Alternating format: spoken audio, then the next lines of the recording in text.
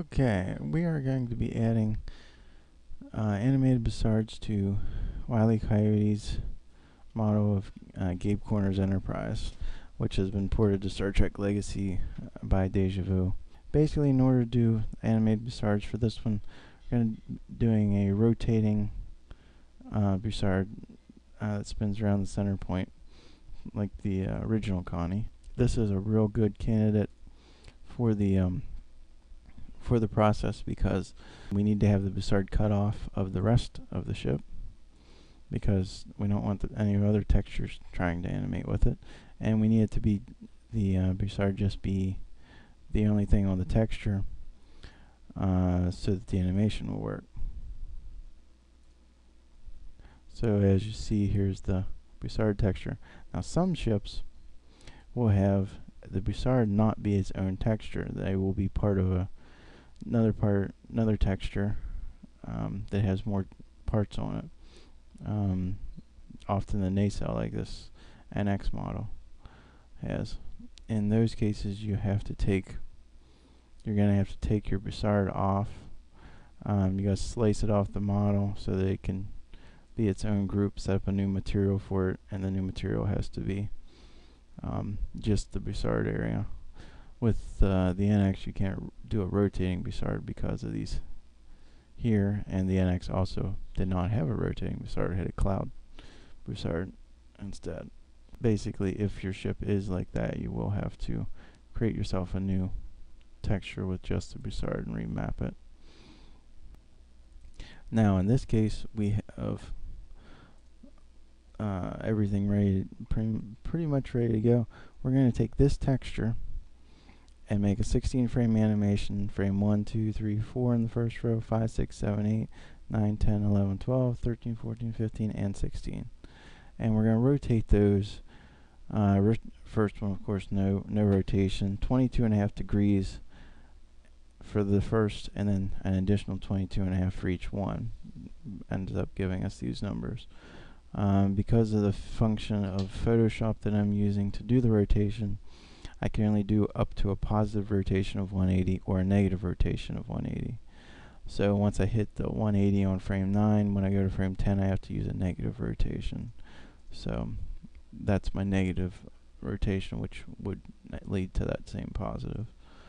So basically we start out with this texture, and by doing that, our end result's going to look like this if we don't take the black off first. But this also does let you see how the rotation is working a little more visually.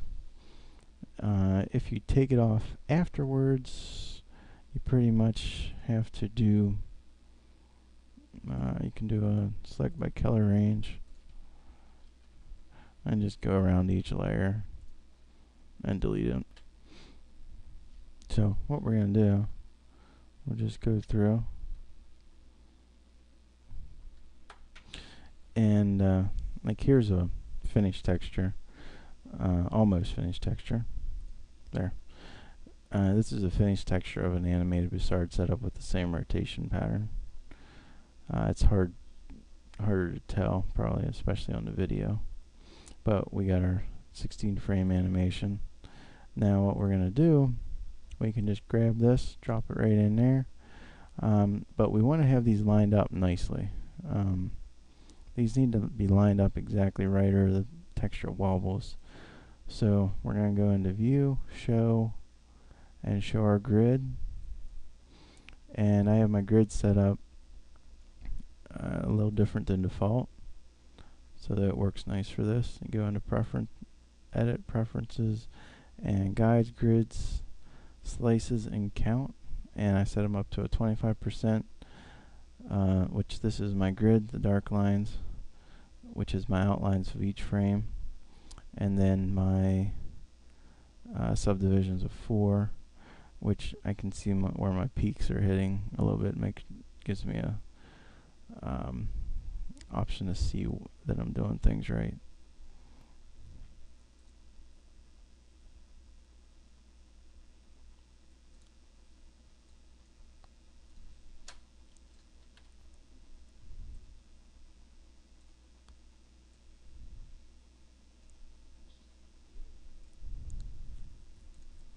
And we can duplicate our layers. Now I used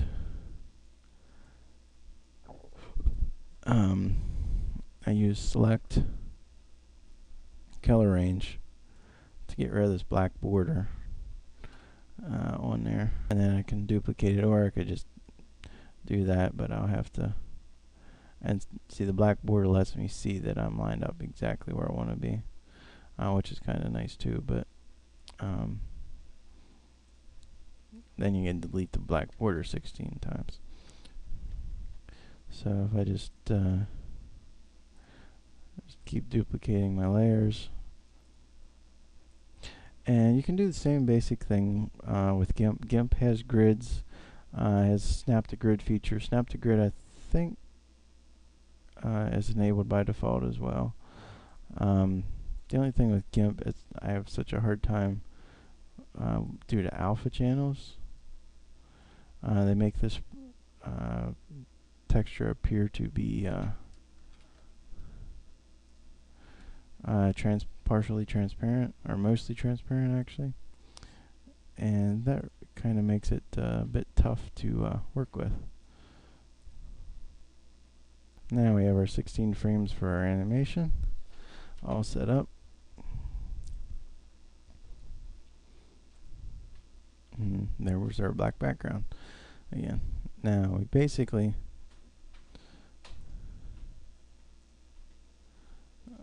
like I said, you can do the same thing with GIMP.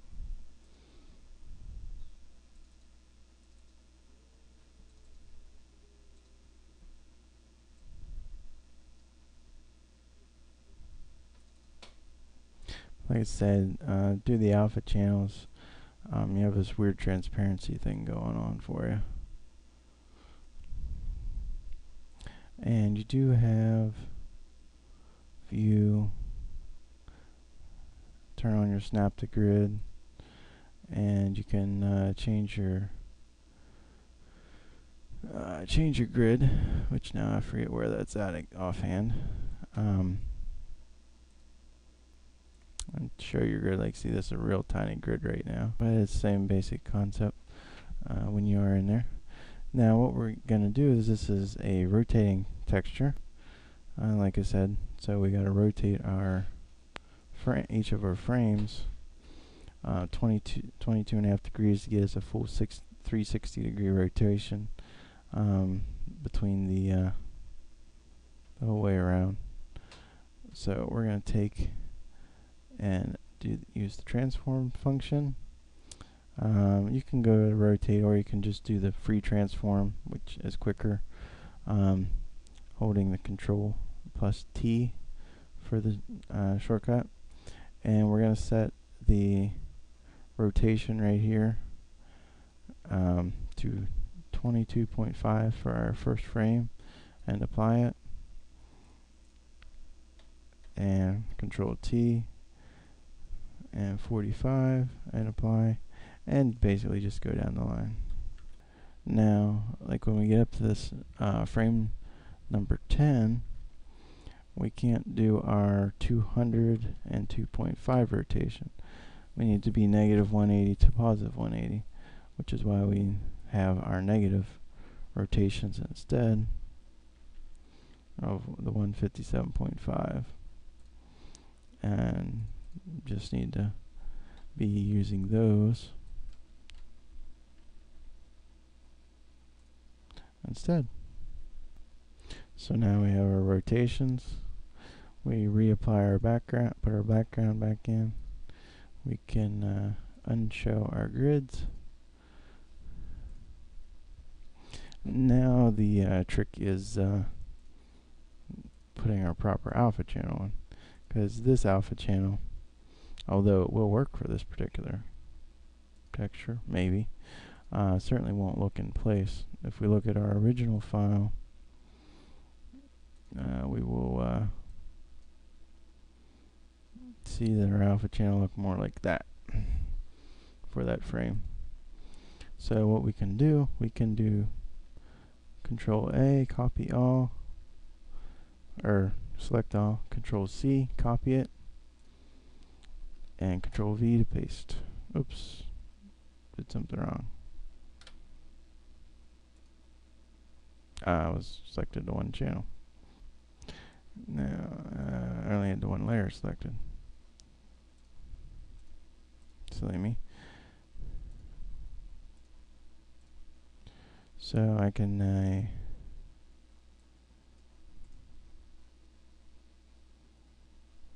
merge visible. Now we got just a layer we need. Can delete this old layer. Control A for select all, Control C for copy. Go down to our channel, Control V to paste it. And see, it's a little different. So we're going to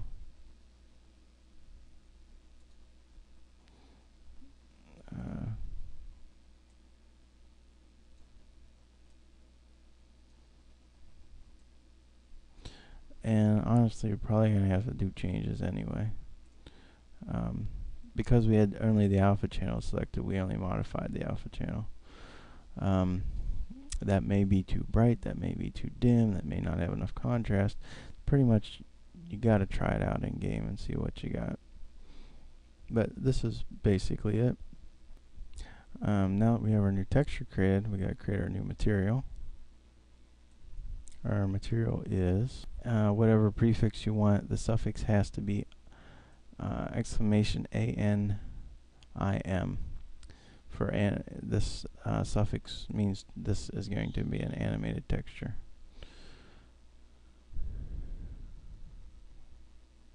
And we gotta apply our new material to it. And we're gonna set ignore alpha so we can see it right. I'm gonna rig our just do some basic rigging on the materials settings. Now we need to select our Bussards and apply those to the new material to them. Now you'll notice that Bussards don't look quite right, and that's basically because now we have our Bussards need remapped. Now we can scale this to, I believe it's 25%, right? 25% puts them perfect. Now you'll see the starboard still looks wrong. So we go to our starboard nacelle, our Bussard, and do the same thing. And we want our texture to be applied from this corner right here. We need to be here because this is our first frame, and then our frames will go down the line playing through. So let's save our model, export it, and that's all you have to do. Have the texture mapped right, the material with the right extension or suffix, and that's all there is to it once your texture is set up the way you want it to be. Export Star Trek Legacy.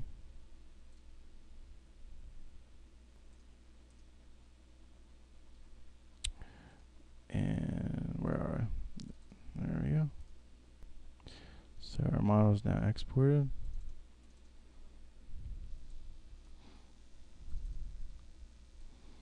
Need to take our new texture, which I'll normally do in a TGA or TDS format, not TGA.